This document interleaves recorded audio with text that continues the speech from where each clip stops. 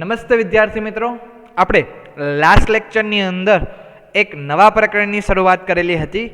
નવું પ્રકરણ એટલે કે કોષચક્ર અને કોષ વિભાજન. એમાં સામાન્ય રીતે આપણે કોષચક્ર અને કોષ વિભાજનની સામાન્ય માહિતી, જેવી રીતે કે કોષચક્ર એટલે શું, કોષ વિભાજન એટલે શું, કોષચક્રનો સમયગાળો શું હોય, તેની માહિતી છે આપણે મેળવેલી હતી. આજે આપણે આ લેક્ચરની અંદર કોષચક્રના વિવિધ તબક્કાઓની માહિતી છે એ મેળવશું. તો ચાલો શરૂઆત કરીએ કોષચક્રના તબક્કાઓ અથવા તો કોષચક્રના તબક્કો. તો કે કોષચક્રની અંદર બે મુખ્ય તબક્કાઓમાં વહેંચી શકાય છે. કોષચક્રને કેટલા તબક્કાઓમાં? તેના બે મુખ્ય તબક્કાઓ છે. કયા કયા છે? તો કે કોષચક્રના બે મુખ્ય તબક્કાઓ.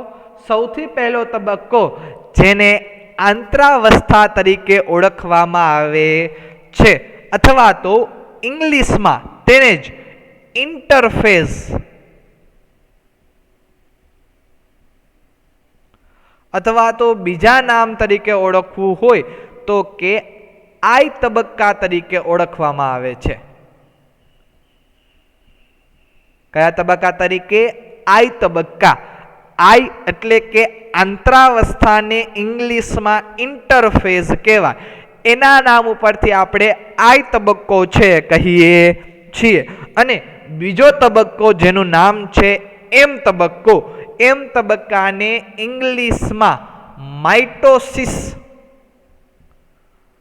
ફેઝ કહેવામાં આવે છે. ખરેખર જે કોષ વિભાજનનો તબક્કો, જે વિભાજનીય તબક્કો છે, એ કયો તબક્કો છે? તો કે એમ તબક્કો છે.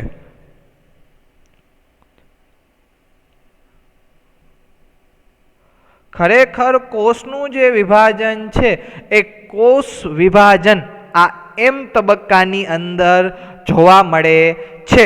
અને એ વિભાજન જે બે પ્રકારે થાય. એમ તબક્કાની અંદર ફરીથી બે તબક્કા પડે છે. એક જેને સામાન્ય રીતે આપણે સમસૂત્રી ભાજન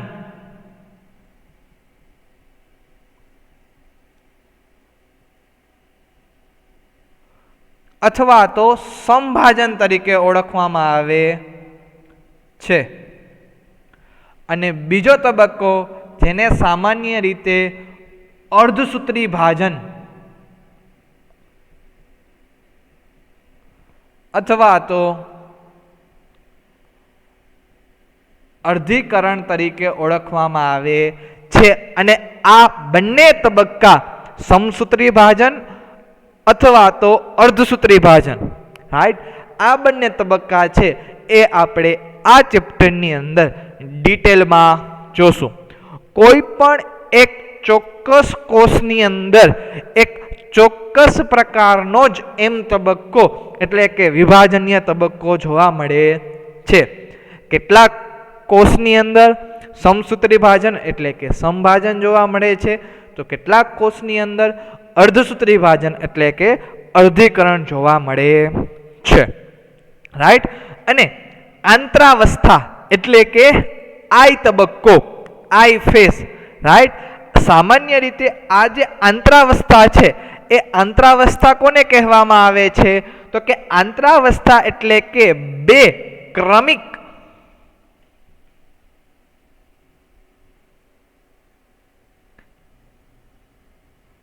એમ અવસ્થાઓની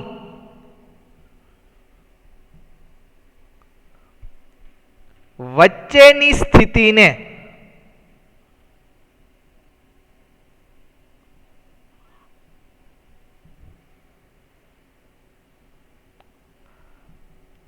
આંતરાવસ્થા અથવા તો આઈ તબક્કા સ્વરૂપે છે એ રજૂ કરવામાં આવે છે, રાઈટ. એટલે કે બે એમ અવસ્થા વચ્ચેની, બે ક્રમિક એમ અવસ્થા વચ્ચેનો જે તબક્કો છે એ તબક્કાને સામાન્ય રીતે આપણે શેના તરીકે ઓળખશું? તો કે આંતરાવસ્થા તરીકે ઓળખશું. એટલે કે જો આપણે કોષ ચક્ર ડ્રો કરીએ તો કોષ ચક્રની અંદર સામાન્ય રીતે બે તબક્કાઓ પાડવામાં આવે છે. એ બે તબક્કામાં એક તબક્કો આઈ તબક્કો અને બીજો તબક્કો જેને એમ તબક્કો તરીકે ઓળખવામાં આવે છે. આઈ તબક્કો એટલે કે આંતરાવસ્થા તબક્કો અને એમ તબક્કો એટલે કે વિભાજનીય તબક્કો છે. એ વિભાજનીય તબક્કો જોવા મળે છે. તો આ એક એમ પૂરું થાય, રાઈટ, ત્યાંથી ફરીથી બીજું એમ જે શરૂઆત થાય, આવા બે ક્રમિક એમ તબક્કાની વચ્ચે, રાઈટ, એમ તબક્કાની વચ્ચે કયો તબક્કો આવે છે? આંતરાવસ્થાનો છે એ તબક્કો જોવા મળે છે. મનુષ્યમાં સરેરાશ જે કોષ ચક્રનો જે સમયગાળો છે એ તો આપણને ખબર છે કે કોષ ચક્રનો જે સમયગાળો છે એ 24 કલાકનો હોય છે. આ કોષ ચક્રના સમયગાળાની આપણે લાસ્ટ લેક્ચરની અંદર વાત કરેલી હતી. તો કે કોષ વિભાજન થવા માટે એક કોષમાંથી બે બાળકોષોનું નિર્માણ કરવા માટે મનુષ્ય છે એ 24 કલાકનો સમય લગાડે છે. જેમાં કોષ વિભાજન એટલે કે વિભાજનીય તબક્કો માત્ર લગભગ 1 કલાકમાં જ પૂર્ણ થાય છે. તો લાસ્ટ સ્લાઇડની અંદર જે આપણે વિભાજનીય તબક્કો એમ તબક્કો જોયો, એ એમ તબક્કો કેટલા કલાકમાં પૂર્ણ થશે? ફક્ત 1 જ કલાકમાં. એટલે કે 24 કલાકમાંથી 1 કલાક શેમાં જશે? એમ તબક્કાની અંદર જશે. બાકીની બધી જે કલાકો છે એટલે કે 23 કલાક છે એ ખરેખર આઈ તબક્કો છે. એટલે કે ટૂંકમાં કોષ ચક્રના કુલ સમયગાળાનો 95%થી પણ વધારે સમય કોષ કઈ અવસ્થામાં રહે છે? આંતરાવસ્થામાં રહે છે. 95%. એને જો આપણે સમયની અંદર કન્વર્ટ કરીએ તો 23 કલાક, લગભગ 23 કલાક કોષ કઈ અવસ્થામાં રહેશે? આંતરાવસ્થામાં રહેશે. કઈ અવસ્થામાં? આંતરાવસ્થામાં. શા માટે કોષ 23 કલાક આંતરાવસ્થામાં રહે છે? કારણ કે કોષ આ અવસ્થા દરમિયાન વૃદ્ધિ પામે છે. ખરેખર વિભાજન તો એમ તબક્કાની અંદર થાય છે. તો આંતરાવસ્થાની અંદર શું થાય છે? તો કે આંતરાવસ્થાની અંદર ડીએનએ નું સ્વયંજનન અને કોષની વૃદ્ધિ થાય છે. લાસ્ટ લેક્ચરની અંદર આપણે વાત કરી હતી, કોઈ પણ કોષને કોષ વિભાજન કરવું હોય તો તેની અંદર મુખ્ય બે ઘટનાઓ થવી જોઈએ. પહેલી ઘટના ડીએનએ નું સ્વયંજનન અને બીજી ઘટના કોષ વૃદ્ધિ. અને આ બધી જે ઘટના છે ડીએનએ નું સ્વયંજનન અને કોષ વૃદ્ધિ એ આંતરાવસ્થામાં થાય છે. એટલે આંતરાવસ્થા 23 કલાકનો સમયગાળો છે, સમયગાળો લે છે. તો પછી એમ તબક્કાની અંદર શું થાય છે? તો કે એમ તબક્કાની અંદર પણ મુખ્ય બે ઘટનાઓ થાય છે. એમ તબક્કો કેટલી કલાક ચાલે? 1 કલાક. અને એની અંદર પણ મુખ્ય બે ઘટનાઓ થશે. કઈ બે ઘટનાઓ? તેમાંની પહેલી ઘટના જેને સામાન્ય રીતે કેરિયોકાઇનેસિસ તરીકે ઓળખવામાં આવે છે.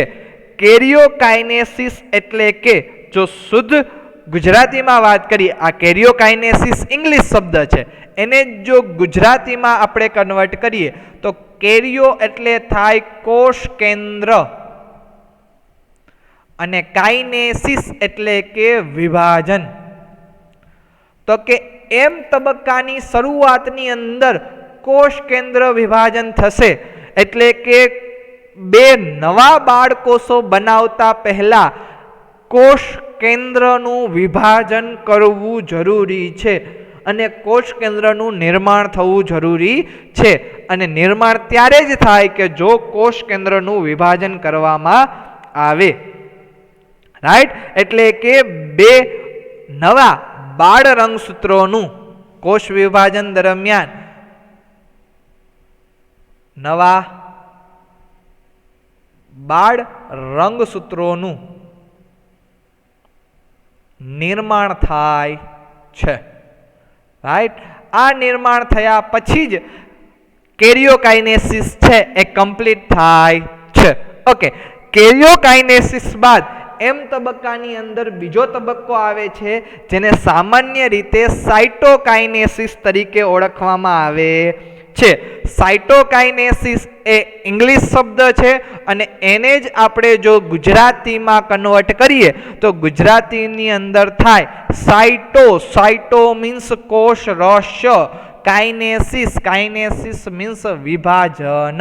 એટલે કે કોષ કેન્દ્ર વિભાજન થયા બાદ, કેરિયોકાઇનેસિસ થયા બાદ જ સાઇટોકાઇનેસિસ થાય, કોષ રસ વિભાજન થાય.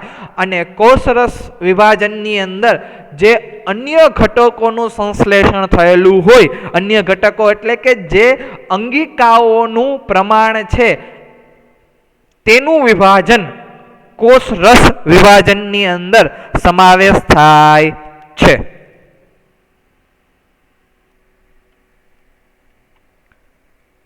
આમ આ સમય દરમિયાન એટલે કે કોષ વિભાજન સમય દરમિયાન કોષ ક્રમબદ્ધ રીતે કોષ વૃદ્ધિ અને ડીએનએનું સ્વયંજનન બંનેમાંથી પસાર થઈ વિભાજન માટે છે એ તૈયાર થાય છે.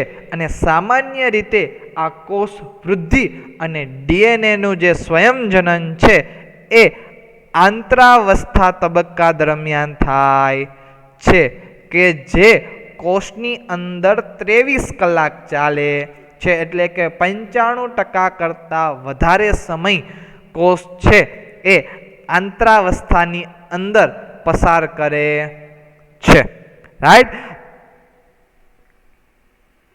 સૌથી વધુ સમય તો ડીએનએના સ્વયંજનન માટે થાય છે, રાઈટ.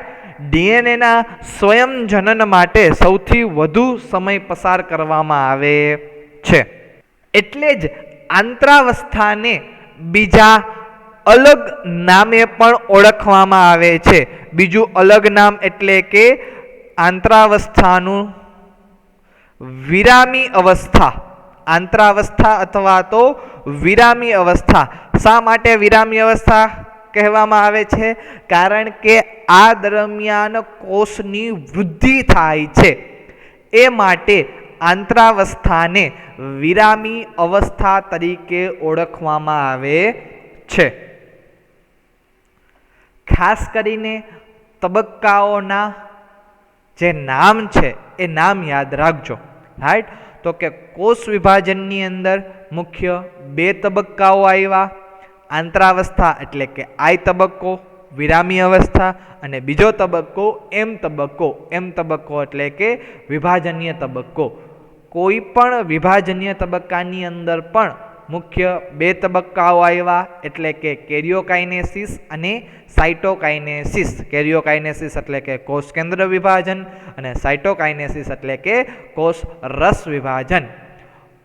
મનુષ્યના કોષનો જે સમયગાળો છે 24 કલાકનો છે, તેમાંથી એમ તબક્કો 1 કલાકની અંદર પૂર્ણ થાય છે. બાકીનો જે સમયગાળો છે એટલે કે 23 કલાક એ ફક્ત ને ફક્ત આંતરાવસ્થામાં જ રહે છે. તો આ જે માહિતી છે એ માહિતી તમારી એન્ટ્રન્સ એક્ઝામની અંદર અથવા તો કોમ્પિટિટિવ એક્ઝામની અંદર એ પૂછી શકાય છે.